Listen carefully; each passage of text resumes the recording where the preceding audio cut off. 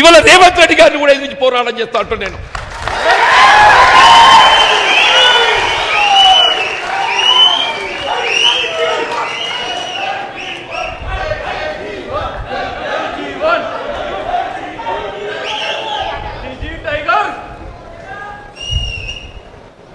నీతో తొక్కబడుతూ అణగదొక్కబడ్డ దానికంటే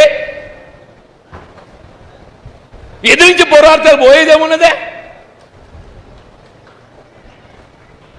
నాకు ఎదిరించి పోయేదేంది అంటూ నేను మనం పోయేదేందని చెప్పర్రా. పోరాడదామా వద్దా చెప్పండి, పోరాడదామా వద్దా?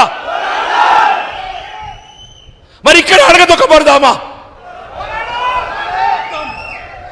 ఎంతకాలం ఈ అవమానాలు, ఎంతకాలం ఈ అవమానాలు, ఎంతకాలం ఈ మానసిక క్షోభ? అంటే కాంగ్రెస్ పార్టీ నుంచి ఎవడు ఎదగద్దు, కాంగ్రెస్ పార్టీ నుంచి ఎవడు ఎదగద్దు. నీ చెప్పు చేతుల్లో ఉండేటోడు, నీ దయా దాక్షిణ్యాలకు లొంగేటోడు, నీ అడుగులకు అడుగులు ఎత్తటోడు, వాడు మాత్రమే కాంగ్రెస్ పార్టీలో కొనసాగాలి.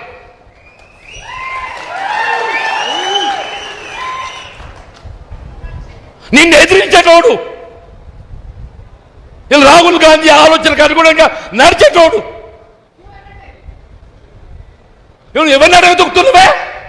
రాహుల్ గాంధీ గారి ఆలోచనకు అనుగుణంగా నడిచేటోడిని అడగదొక్కుతున్నావు నేను.